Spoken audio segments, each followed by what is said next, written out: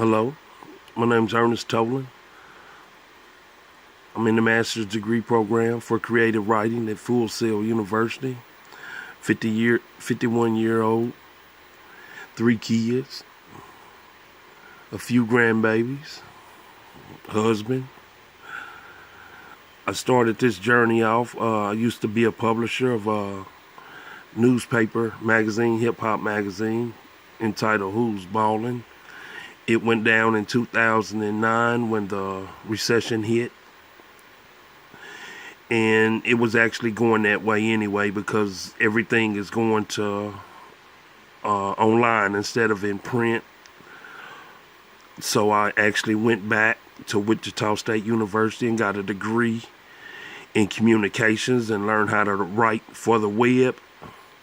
That still wasn't enough information for me to become a online newspaper publisher, and that's actually my goal, is to start my magazine online like it was in print. And I thought it was going to be an easy transition, but it's not. It do require more media, social media. It requires everything that the master's degree has to offer. Also, I'd like to write screenplays and do other things off of that, but my main goal is to become a publisher again. The reading material that we did got a lot of insight. I connected with one in particular that was a Find Your Way Back. I can relate to Buckminster Fuller. Like him, I ran out and I put money before everything else. Even in my writing and my magazine, I would always think about how famous I would be, how much money I would collect before just actually doing the work and letting the work be the reward. Because I did find a lot of, when I write good stories or good articles or editorials or stuff like that, I felt the reward in that, but I had really got caught up with gaining riches, monetary riches over, personal satisfaction. Plus, when you are older and have a family, and you have to pay bills and support the family and things like that.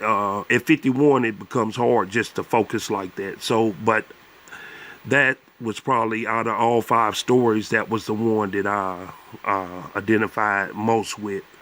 I did identify with Freddie Roach when he had his mom said that he couldn't fight. I remember my mom, we grew up playing baseball, basketball, football, but in baseball, one year I didn't want to play, and my mom told everybody at the church that, oh, he's scared he's going to get hit in the face. He thinks his face too pretty. But I never said that, and it really hurt my feelings.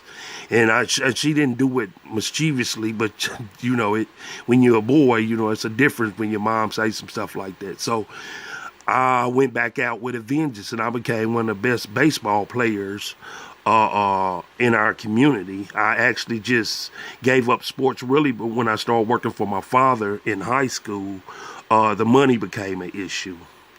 So, like I said, I did identify with that. Also, I also identify with the ability to go back in childhood and look at things that you did, because I'm back in looking back on childhood. The insight I could see is like you really have to just give yourself back to what you believe in as a child. I remember believing I could do anything possible, from being a doctor, from being a president, from being a fireman, a police officer, or what have you. So I did identify with one. Also identify with Wolfgang in 3, Avoid False Paths, because everybody thought that because I have a gift of communication, I'm outgoing, I'm a comedian, I speak well at events and stuff. Like, same thing for my father. Well, my father was pastor of the church, so everybody felt like I was going down that same path. because I was involved with a lot of church activities. And if that was my calling, that was my calling, but I didn't think it was. And actually, the only difference is my father did not force that on me. You know, he let me make a decision what I want to be in life, you know, and then I might could still come around, end up being a minister, you know, far as staying in the church and what God just bring to you. So I also identify with that. Two things that I want to do, personal things I want to do, is I actually want to commit to studying more.